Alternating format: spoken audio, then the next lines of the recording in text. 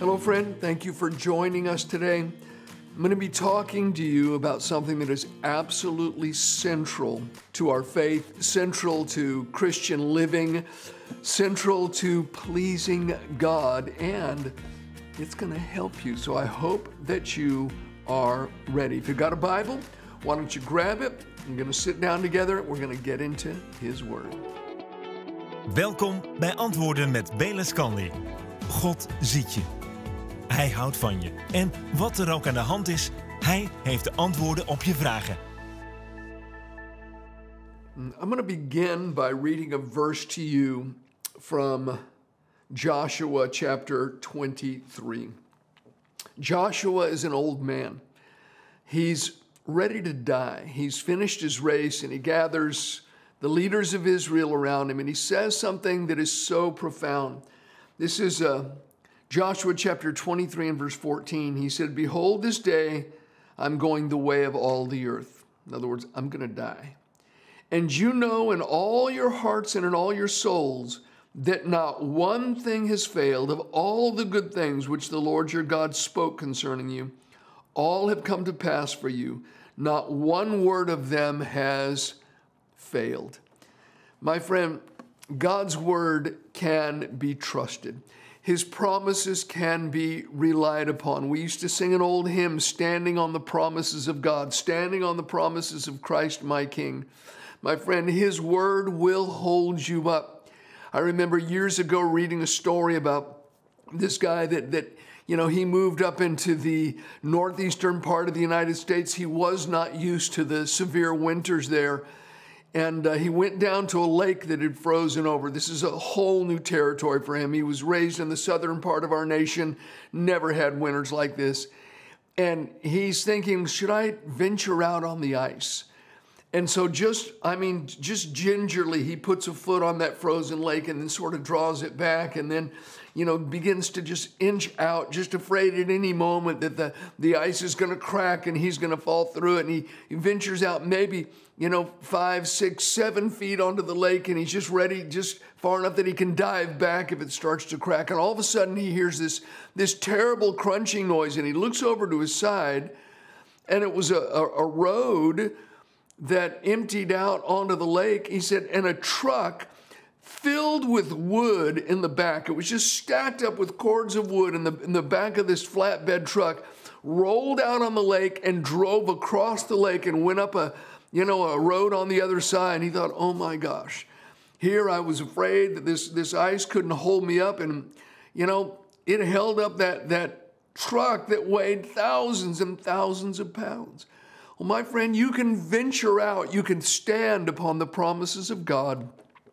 They will hold you up. In the book of Titus, it says, God, who cannot lie, promised. The only purpose of a promise is its fulfillment.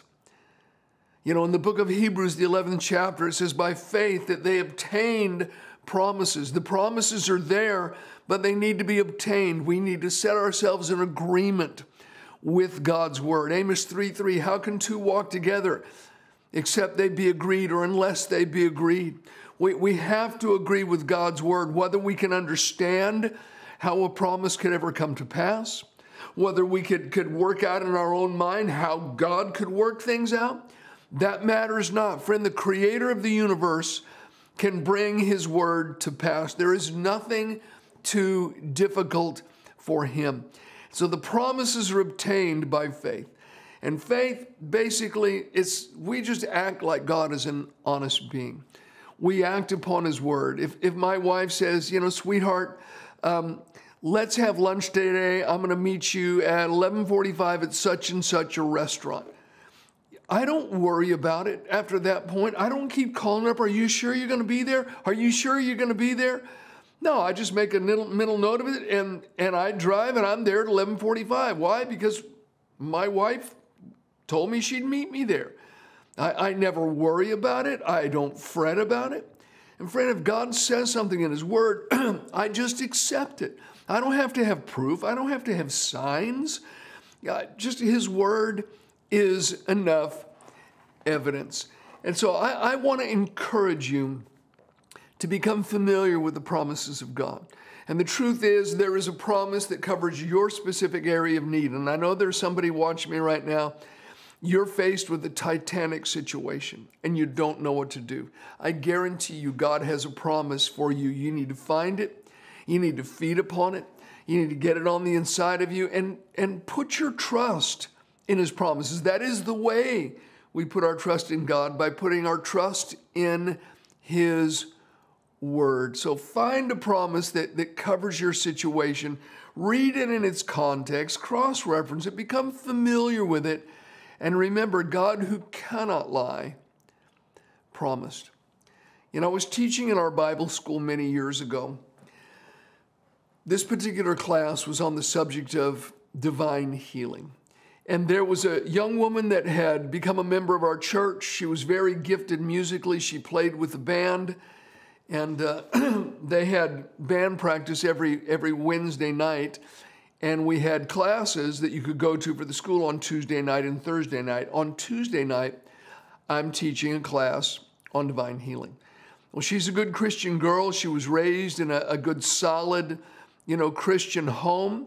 But the particular church she went to in that denomination, though they did thoroughly believe in salvation and forgiveness, she had never heard a single message on the subject of healing.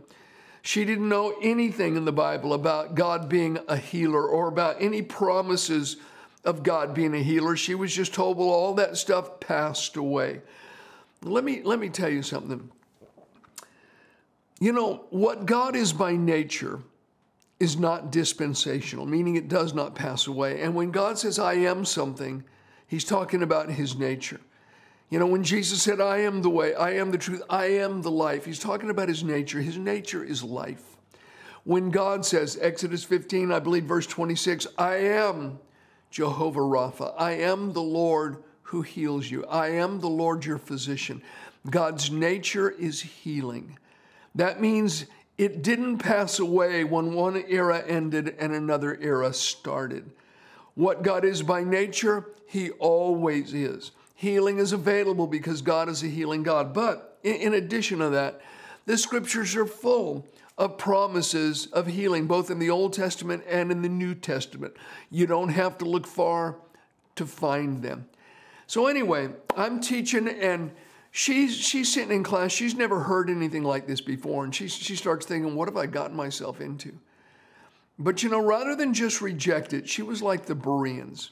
She daily studied the scriptures to see whether these things were so. Every Tuesday night after she would go home and hear one of the lessons I would teach, she would read the verses that I'd given in their context, read the whole chapter. She'd cross-reference it, just studied as good as she could. And she came Tuesday night after Tuesday night after Tuesday night after Tuesday night. And she would go home sometimes into the wee hours of the morning, study those promises. And it was important to her because she had a large tumor growing in her throat. We didn't know about this until afterwards, but it was of particular interest to her because of this large tumor that was growing. And after about a month and a half of, looking at these promises, feeding upon them, digesting them, I had an old man tell me one time, he said, Bayless, the greatest problem in the church today is undigested theology. I think there's a lot of truth to that. We need to digest God's word, get it from our heads into our hearts. And that only comes as we pay attention. In Proverbs 4, God says, hey, give heed to my word. Don't let it depart from your eyes. Give ear to my word. Keep it in the midst of your heart because it's life to those that find it and it's health. The Hebrew word is medicine to all their flesh.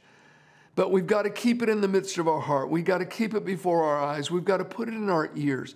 That is the way that his word is digested. So she's been digesting the word for, a month and a half. And early, on a Wednesday morning, she'd been up most of the night studying. She came to the conclusion, and she told me the story afterwards. She said, I just said out loud, God, I believe this. This is in the scriptures. These promises for me. And she said, God, I'd ask you to heal me right now. And I don't remember what specific promise she was quoting at the moment. Maybe she was speaking of the whole body of promises that we've been studying in the classes and that she'd been poring over. But she embraced it. She said, God, I believe this right now. I just thank you for touching me in the mighty name of Jesus. She got a few hours sleep. We have, I think it was a Wednesday night service was the next night. She's on her way to Wednesday night service. And she's driving to get there. She's going to be playing piano that night. And she starts on the way to church. She's getting this tickling feeling in her throat. She pulls off to the side of the road in front of some stranger's house and starts to cough. And she coughed up the tumor in her hand, rolled down the window, threw it out, into the people's yard, rolled the window up, and came on to church and told everyone the story. And she got checked out medically, and the tumor was gone. She was healed. What did that? It was the power of a promise that was embraced, a promise that was acted upon. There's the most intriguing story in Acts chapter 12. I want to begin reading to you in verse 1. It says, Now about that time, Herod the king stretched out his hand to harass some from the church. Then he killed James, the brother of John, with a sword. That means that he beheaded James. James was one of the 12 apostles. And because he saw that it pleased the Jews, he proceeded further to seize Peter also. Now it was during the days of unleavened bread. So when he had arrested him, he put him in prison and delivered him to 4 squads of soldiers to keep him, intending to bring him before the people after Passover. Meaning he's going to bring him out and he's going to execute him the same way that he has executed Peter. And Peter was therefore kept in prison, but constant prayer was offered to God for him by the church. And when Herod was about to bring him out, all right, Herod is going to bring Peter out, meaning he's going to bring him out for execution, to be beheaded by the sword as well. That night, Peter was praying. Peter was crying out to God. Peter was worried. No, it says Peter was sleeping, bound with 2 chains between 2 soldiers, and the guards before the door were keeping the prison. Now behold, an angel of the Lord stood by him, and a light shone in the prison, and he struck Peter on the side and raised him up, saying, Arise quickly. And his chains fell off his hands, and there was a bit of a cosmic prison break that took place there. But I want you to think about it. The eve of his execution, the church is praying. Peter's sleeping. He's sleeping so soundly that the angel has to kick him in the side to wake him up. Peter, how can you be sleeping when they're sharpening the axe to take off your head? Well, I'll tell you one reason. Certainly because the church is praying and God answers prayer. And truthfully, there's not a record that the church prayed at all when James was arrested. Maybe, he's larger than life and they think nothing can happen to him and they didn't pray. Well, this time they prayed. And certainly that factored into it. But I tell you something else that factored into it is that Peter had a promise. At the end of John's gospel, John chapter 21 and verse 18, Jesus is talking to Peter, and this is just prior to Jesus' ascension. He's gathered with the disciples there, and in particular, he says this to Peter. Verse 18 of John 21, Most assuredly I say to you, when you were younger, you girded yourself and walked where you wished. But when you are old, you will stretch out your hands, and another will gird you and carry you where you do not wish. This he spoke, saying by what death he would glorify God. And when he had spoken this, he said to him, Follow me. All right, Jesus has told Peter the manner in which he's going to die, what's going to happen just prior to his death, and he says it's going to happen when you're old. Well, you know what? When Peter's locked up here in prison and Herod is having the axe sharpened, Peter is not old. And this did not describe necessarily what Jesus said. So Peter says, hey, I'm not old. I got a promise from Jesus. Why should I worry?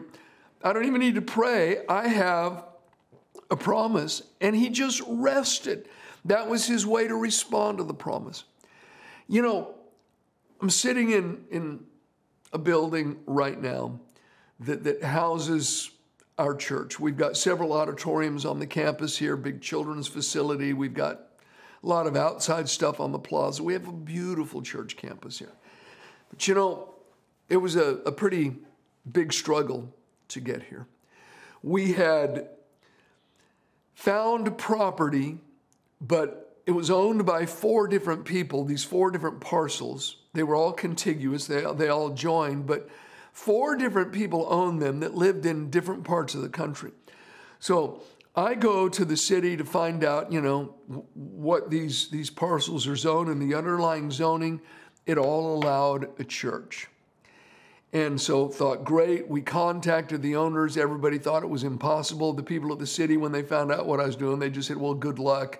It's not going to happen. There's no way you're going to get these 4 people to sell, even though it does have, you know, a zoning that would allow you to build a church there. So we work on it for a year, and by God's grace, we got all 4 of the owners to agree to sell. We buy the property.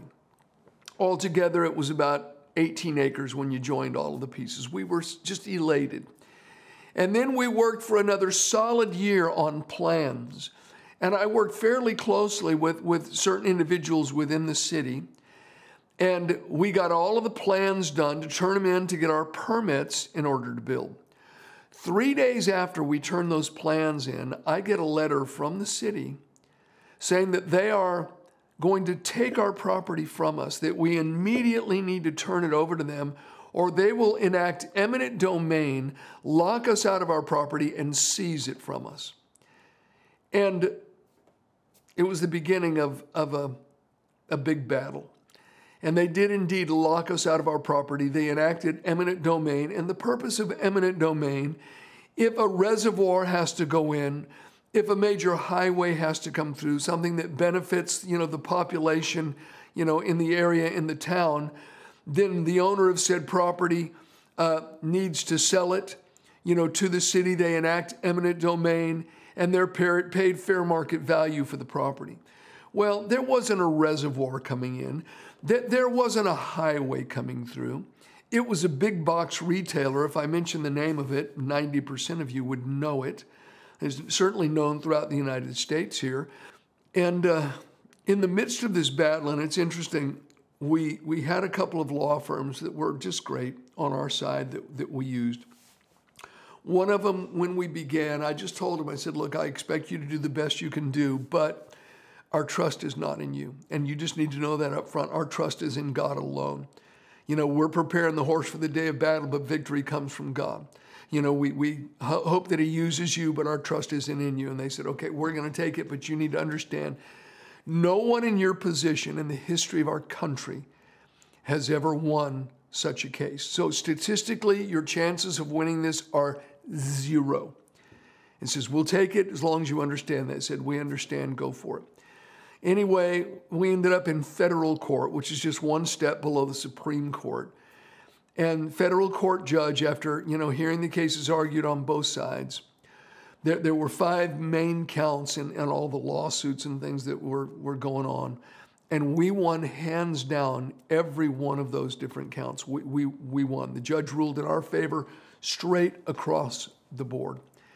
And anyway, long story short, we ended up with more acreage than we started with. We're on a 33, 34 acre campus now. And there's some miracles that went in there, and we have this beautiful church campus. But from the day we engaged that original 18 acres until the day we finally built and could move in, it was 9 years. And yeah, bit of a roller coaster throughout and a lot of prayer throughout. But here we are because of the grace and the goodness of God. And I shared all of that story just to give a bit of a backdrop, because about halfway through, you know, our legal struggles, we've been battling in court and, you know, just get this horrible press from the media. They regularly printed misinformation and lies about us. And about halfway through, I had a dream from God. And it was the particular gentleman was in the dream that he was the one that was sort of spearheading the seizure of our property. He was call him the ringleader or whatever. He was the main one that was behind this and got all the other council members, to rally and had struck the deal with this big box retailer. And I had a dream. And in the dream, I walked into a room and he was standing behind a table. And the table was slanted like this. And he was at the upper end of the table. And he looked at me and said, "You want to arm wrestle?" And he's got the advantage. I mean, he's on the top part of the table. I'm down here and he's up here. So he's definitely got the advantage. I said, "Sure." I took his hand and we arm wrestled. And easily I just went, and I beat him. He said, "You want to do it again?" I said, "Sure." And I took his arm, and it looks like he's got the complete advantage. No way I can win. And I beat him. And then I woke up.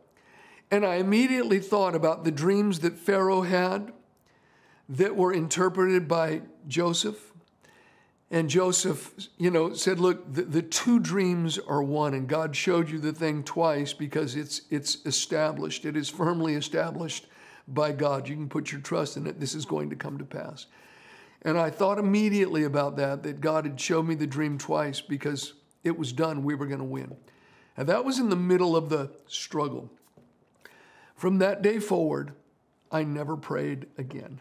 Now, the church prayed. There was all sorts of prayer meetings. I didn't tell anybody about my dream, but I just rested. I knew we were going to win. It seemed like everything was stacked against us.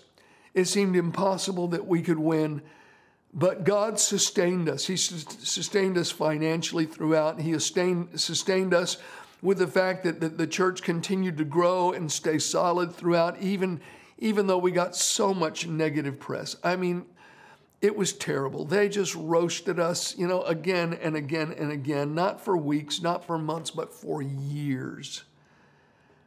But we won. And I rested because I had a promise. Now listen, the promise does not guarantee that there will not be problems. No, friend, there will be problems. The promise gives us the ability to look through the problem to the predicted outcome. The Apostle Paul in Acts chapter, I believe it's 27. Yeah, Acts 27, he's in a great storm on the ship. And, they hadn't seen the sun, stars, moon for many days. All hope that they would be saved was lost. And an angel appears to him and brings him a promise from God. And he gathers the people around him. Listen, the lightning is still flashing. The thunder is sounding like cannons on every side of them. The rain is falling in sheets. The wind is still howling. Nothing has changed. And Paul said, "Listen, I have a promise from God, and I believe that it will be just as it was told me." Promise. He says, "We're going to lose the ship, but we're not going to lose our lives. We're going to run aground on an island. We're all going to be safe." And it happened exactly that way. God's promise came to pass. The dictionary defines a promise as grounds for feeling hopeful about the future. I've got a lot more I could say about this, but let me just remind you of something. Jesus, prior to his arrest, his mock trial, his beating, and his crucifixion, he's gathered together with the disciples the eve of his arrest. And what's he doing? It says they were singing praises. Jesus, how can you do that? He knows he's going to be put through a mock trial. He knows that he's going to be lied about and slandered. He knows he's going to be beaten without mercy. He knows he will be crucified, but he also knows the promises. He knows Psalm 16:10, a prophecy about him, a promise about him, says, "You will not leave my soul in Sheol or in hell. You will not allow your Holy One to see corruption." Jesus himself said, as Jonah was 3 days and 3 nights in the belly of the great fish, so will the Son of Man be 3 days and 3 nights in the heart of the earth. And just like Jonah came up, Jesus came up. He knew there was going to be a resurrection. He knew that God had spoken the words in Genesis, to the woman, said, your seed You know, the serpent is going to bruise his heel, but he's going to crush the serpent's head. Jesus knew that mankind's redemption would be won, that the serpent's head would be crushed, that he would be raised from the dead victorious. He had a promise. So what is he doing on the eve of his passion and suffering? He's singing praises. And friend, if you got a promise, you can sing praises. You can anchor your trust in the promises of God. You can rest in his promises. I just want to tell you, there is power in the promise. This book is filled with promises. Have a love affair with your Bible. And here's one for you. Whoever calls on the name of the Lord shall be saved. My friend, that is you. You call on the name of Jesus today, and he will not turn you away. He will come to you. He will change your life. He'll give you a fresh hope. I hope you join us next time. Until then, God bless you. Heeft de preek je aan het denken gezet? Dan hebben we voor jou een gratis aanbod op onze website over het onderwerp Ervaar de kracht van God. God wil je dragen als je zwak bent. Hij heeft de kracht en wil je deze kracht elke dag opnieuw geven. Maar hoe kunnen we deze kracht dan ontvangen? Bayless Conley heeft een boekje over dit onderwerp geschreven. Ontdek Gods kracht voor jou. Download het boekje gratis op bayless-conley.nl/kracht en laat God je op zijn schouders tillen. Wil je meer weten en op de hoogte blijven van Antwoorden met Bayless Conley? Meld je dan aan voor de gratis maandbrief van Bayless per e-mail of per post. God zegen.